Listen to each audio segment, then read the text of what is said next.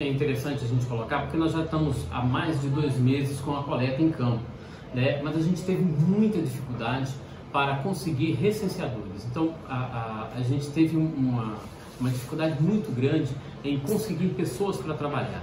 E isso aconteceu aqui em Caratinga, aconteceu em Minas Gerais, aconteceu no Brasil inteiro. Então o IBGE na semana passada nos convidou para uma reunião para que a gente pudesse dar até opiniões e fazer alguns levantamentos de como é que anda a coleta, né? Então, os últimos números dizem o seguinte, que 38% dos setores do Brasil já foram coletados, né? Mais ou menos a mesma quantidade está em coleta ainda, mas a gente ainda tem uma grande quantidade de setores que ainda não começou. Então a gente está mais ou menos entre 1/3 coletado, 1/3 em coleta e 1/3 ainda para coletar. Isso é muito ruim porque a gente tinha a previsão de terminar esse censo agora em 31 de outubro agora. Mas nós já vimos que não vai dar, não tem condições, até mesmo pela quantidade de recenseadores que nós tivemos, a baixa adesão.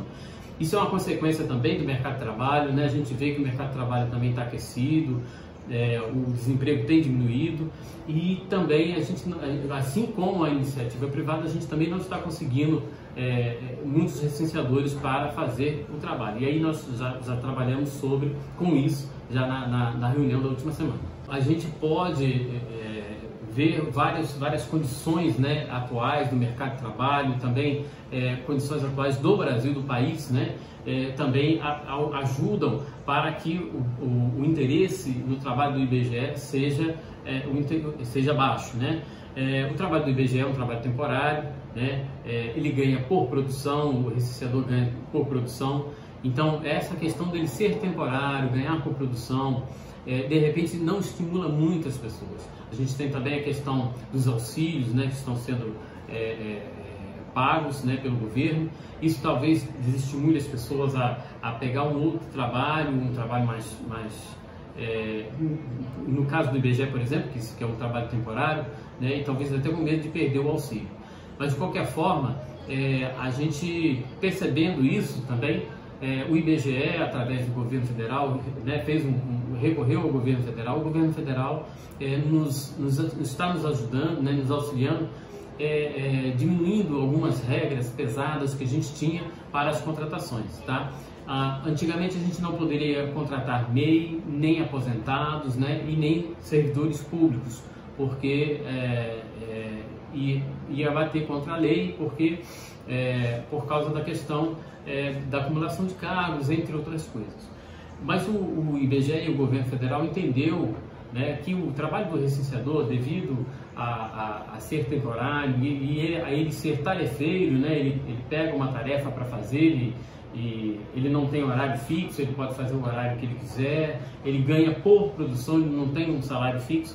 Então eles entenderam que o recenseador não é cargo, né? O recenseador é uma tarefa que ele pega, o censo, né? O recenseamento é uma tarefa que ele pega. Então agora, a partir de agora, nós estamos já com inscrições abertas durante essa semana inteira, vai até na sexta-feira, tá? E temos 118 vagas aqui na região, tá? Para a gente dar um gás mesmo na coleta, para a gente terminar esse trabalho até meados de dezembro. Então nós temos vagas aí em várias cidades da região. Só aqui em Caratinga são 55 vagas para recenseador, tá? Isso contemplando a área central aqui e os distritos. Em todos os distritos tem vaga, tá? Se alguém tiver interesse em trabalhar como recenseador, principalmente nos setores rurais, que são setores que pagam mais, né?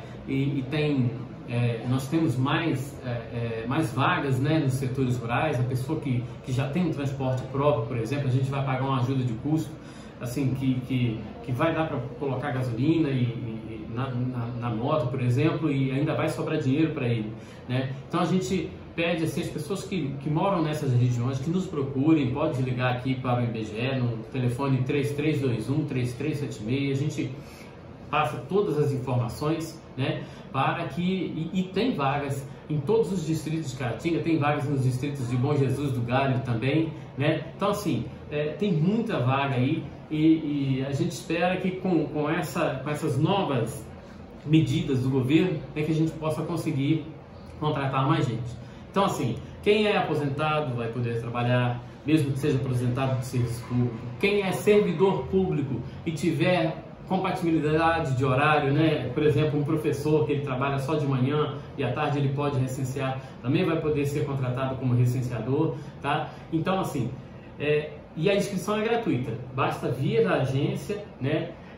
Faz a inscrição, ou então nos municípios em que tem vagas. É só ir no posto de coleta, fazer a inscrição, depois em seguida vai ser feito o treinamento, depois do treinamento é só fazer mesmo a coleta dos dados. Em algumas cidades, tá? Em Bom Jesus do Galho, por exemplo, nós temos 15 vagas, né? Aqui em Caratinga são 55, como eu falei, e Entre Folhas nós temos 5 vagas ainda, 12 vagas para Inhapim, Piedade de Caratinga nós temos 4 vagas, 5 vagas em Santa Rita de Minas, em Ubaporanga são 8 vagas, em Vargem Alegre são 10 e em Vermelho Novo são 4 vagas. Então, se a gente, em qualquer uma dessas localidades, se tiver gente, né, interessada em fazer, em trabalhar conosco, tá, a gente vai receber de braços abertos. Olha, nós estamos com um problema sério, por quê? No Brasil, nós estamos, como a gente já falou, com 1/3 dos setores coletados.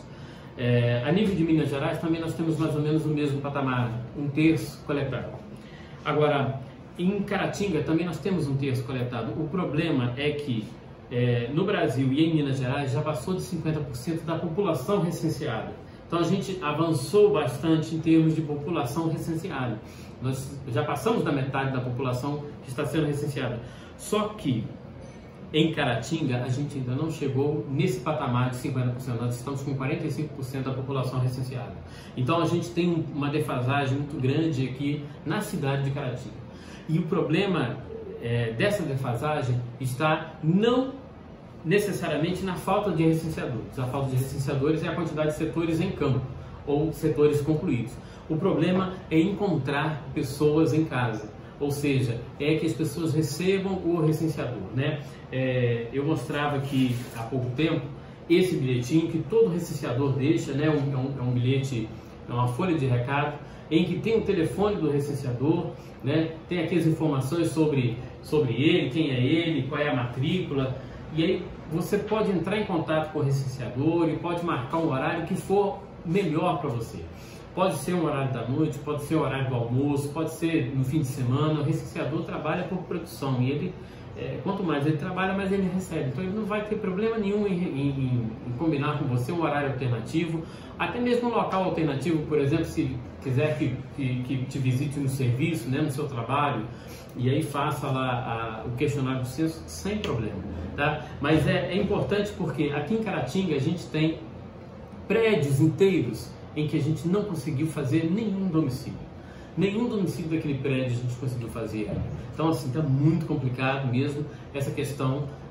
Isso é uma perda tanto para o IBGE, para o Brasil como um todo, mas para o Estado e para o município, né? Afinal de contas, a gente tem que ter essas informações. São informações importantes, são informações, assim, que dão base para as políticas públicas, né? Por exemplo, há pouco tempo agora, o Ministério da Saúde está fazendo as contas sobre a cobertura vacinal. Essas contas já estão defasadas porque essas contas são com base em dados de 2010, a quantidade de crianças até determinada faixa etária. A última informação é de 2010, então a gente está trabalhando um pouco às cegas, né? Seja na área da saúde, seja na área da educação. Então essas informações são super importantes para poder a gente ter mesmo noção de quantos nós somos e como nós vivemos, né? E como é que nós estamos, para poder essas políticas serem melhor aplicadas.